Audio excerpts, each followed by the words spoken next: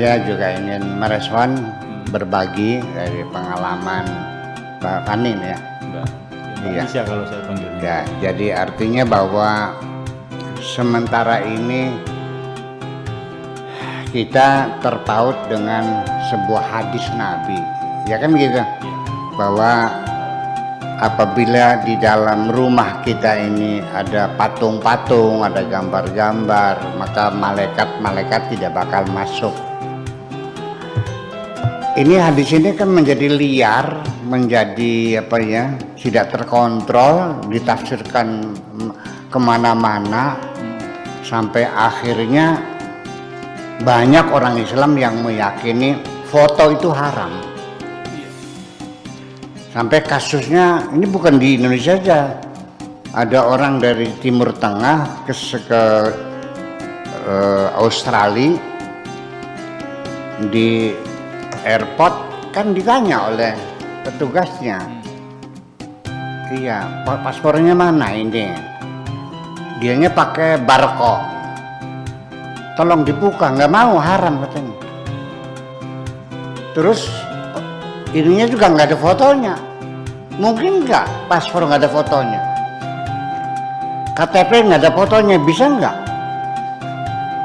Bukan identitas, gambar itu haram.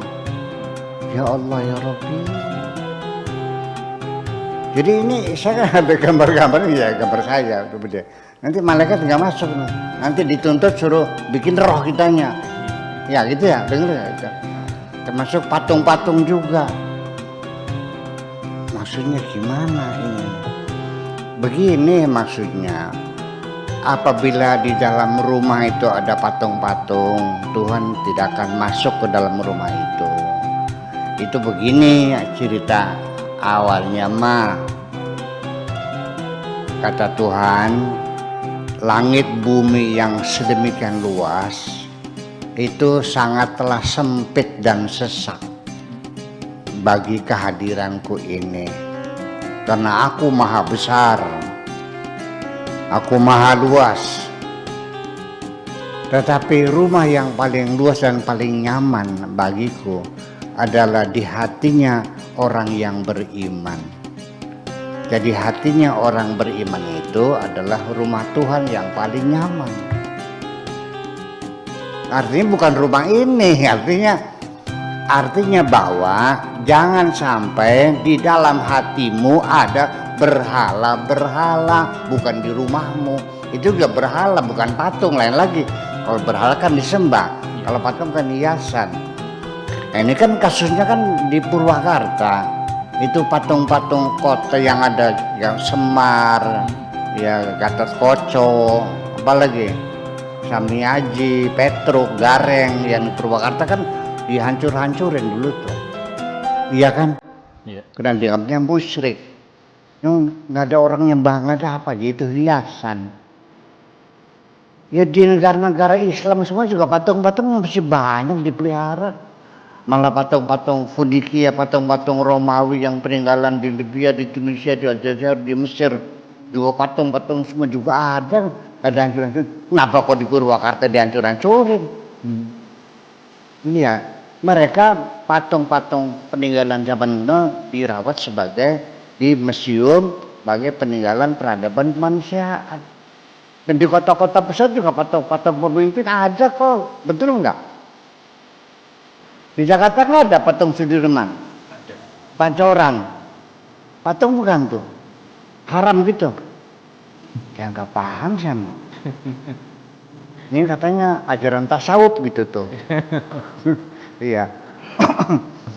Ya lagunya Lionel Richie segitu indahnya. Ya lagunya Mariah Carey, ya Whitney Houston begitu indahnya lagu, diharamkan. Ya Allah, sayang banget ya. Lagu enak diharamkan. Tapi kalau nyaci pakai orang enggak ya? Kalau mengkafir-kafirkan orang enggak haram enggak?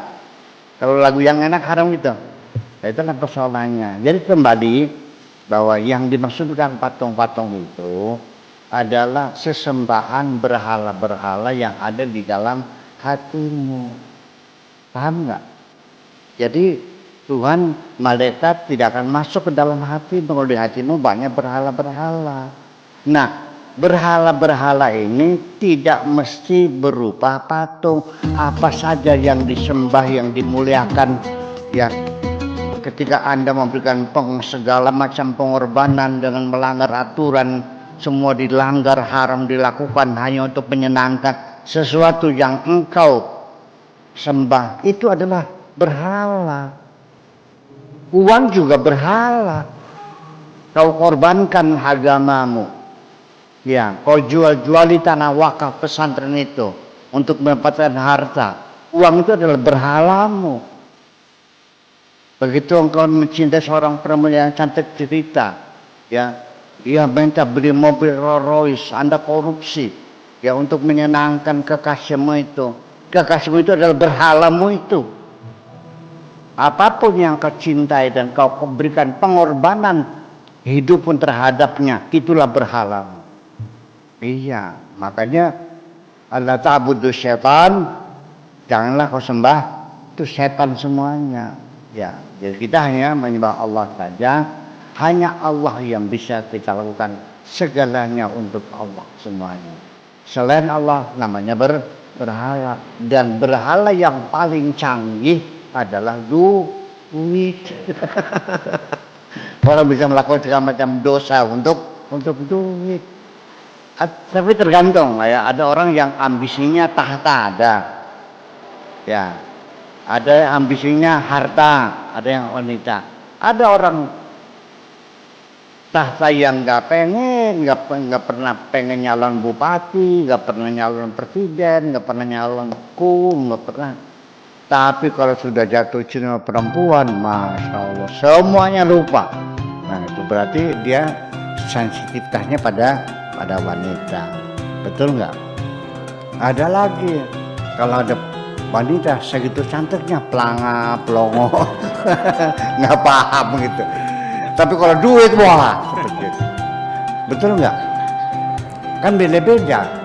Ada lagi harta tidak tergila-gila, malah dikorban hartanya hanya untuk pengen jadi kuwu. Punya sawah 4 hektar dijual untuk nyalon kuwu. Apakah yakin jadi kuwu 5 tahun bisa beli sawah 4 hektar? Ya, itulah persoalannya. Tetapi ada satu yang sifatnya average, rata-ratanya. Wanita rata-rata itu semua laki-laki adalah lemah menghadapi wanita. Banyak laki-laki kuat menghadapi harta, banyak laki-laki kuat menghadapi tahta, tapi sangat sedikit sekali laki-laki yang kuat menghadapi wanita. Hati-hati. Oke, kita aja, makasih. Baik.